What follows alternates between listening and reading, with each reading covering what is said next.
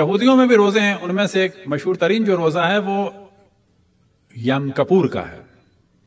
M Kapoor یعنی یوم الکپور، کیپور، کہ جو 24 گھنٹے کا وہ رکھتے ہیں، اور وہ ایک غروب سے لے کے دوسرے غروب تک ہوتا ہے، لیکن اس کے علاوہ بھی روزے ہیں۔ عیسائیوں میں بھی روزے ہیں۔ عیسائیوں میں جو روزوں کی صورت ہے وہ روزہ رکھتے ہیں اور کسی ایک چیز کو چھوڑ دیتے ہیں۔ کچھ لوگ روزہ رکھتے ہیں مکمل روزہ جیسے ہمارا ہے، اور کچھ گھنٹے کا، 12 گھنٹے کا، الگ الگ ہے، اور کچھ روزہ رکھتے ہیں مثال کے طور پہ یہ کہ ہم شراب نہیں پیئیں گے یا چائے نہیں پیئیں گے، یا یہ کہ ہم تھوڑا سا کھائیں گے، اس قسم کے ان کے الگ الگ ہیں۔ لیکن اسی طرح سے ہندوؤں میں ہے برت، کہ جو گاندھی جی کا مشہور ہے مہان برت۔ اب گو کہ یہ سیاسی موضوع ہے، لیکن بیان کرنا چاہیے جو جس کا حق ہے۔ ہمارے عام طور پہ گاندھی جی کو برا سمجھتے ہیں۔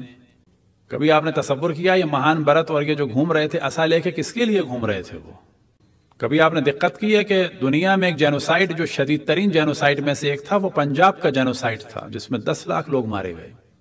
یہ کس پہ ڈال دیا جاتا ہے؟ ہندوؤں اور سکھوں پہ نہ، یہ شروع کیا تھا اہل سنت نے، خصوصاً ان کے ملاؤں نے۔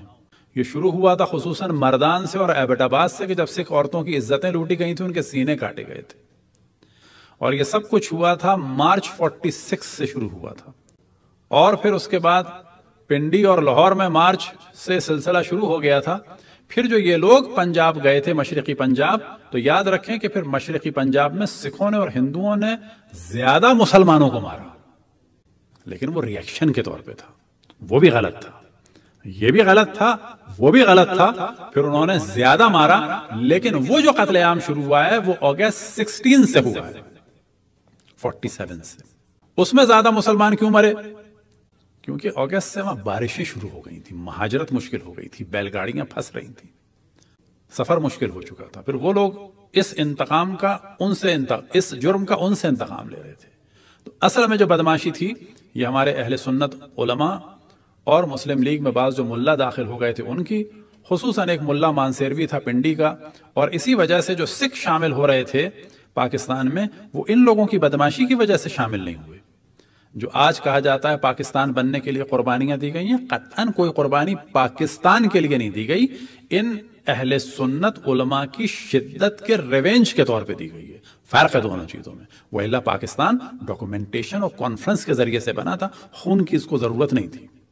یہ جو ہم نے ذکر کیا کیوں کیا کہ جب ہم عالم اسلام کی تاریخ کو نہیں جانتے بہت سارے اہل سنت، تو ہم بھی بالکل ایسے ہی ہیں جو ہم کو بتا دیا جاتا ہے۔ یہ جو اتنی لڑکیاں غائب ہوئیں پنجاب میں، مسلمانوں کی بھی سکھوں کی بھی، یہ طویل موضوع ہے۔ یہ بہار میں کیوں نہیں غائب ہوئیں؟ یو پی میں کیوں نہیں غائب ہوئیں؟ یہ نہیں غائب ہوئیں گاندھی کی وجہ سے، کیونکہ وہ کہہ رہا تھا اہنسا کی تحریک۔ اہنسا کی تحریک کیا؟ کسی کو نہیں مارو۔ بہار میں نہرو نے کہا تھا کہ میں بمبارڈمنٹ کر دوں گا اگر مسلمانوں پہ حملہ ہوا۔ ہم وہ دیکھتے ہیں جو ہمارے مولوی ملا متشدد اہل سنت مینٹلٹی والے ہمیں دکھاتے ہیں، اصل میں ان کے مذہب میں خون خرابہ نارمل چیز ہے۔ یہ چیز ذہن میں رکھیں اور حقائق کو جانیں کہ دنیا میں کیا ہوا۔ یہ ہم نے ضمناً بیان کر دیا۔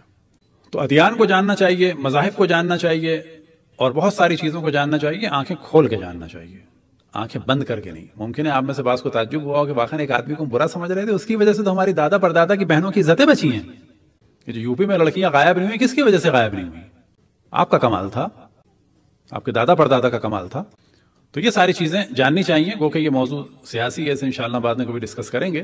تاریخی موضوع ہے، کیونکہ عام طور پہ اس کے ذریعے سے ہمارے جذبات کو ابھارا جاتا ہے، لیکن اگر چیز آپ کو پتا ہوگی تو آپ کہیں گے نا بابا نا، پاکستان بننے کے لیے کوئی نہیں مرا، یہ آپ کی بدماشی کی وجہ سے انہوں نے ریونج لیا، وہ اللہ پاکستان بنتا، ڈیوائیڈ ہو جاتا، کچھ ادھر جاتے کچھ ادھر جاتے۔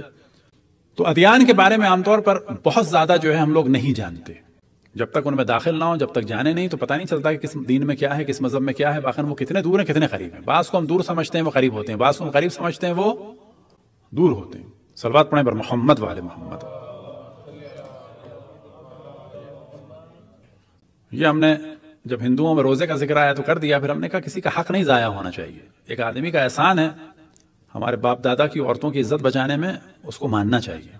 وإلا ہمارا موضوع یہ نہیں تھا، ہمارا ذکر تھا کہ ہندوؤں میں برت ہے، اور برت میں سے ایک مہان برت گاندھی جی نے رکھا تو ضمن ہم نے گفتگو کر دی، صرف کیوں کہ حقدار کا حق ادا ہونا چاہیے، جس نے ہم پر احسان کیا ہو اس کے احسان کو ماننا چاہیے۔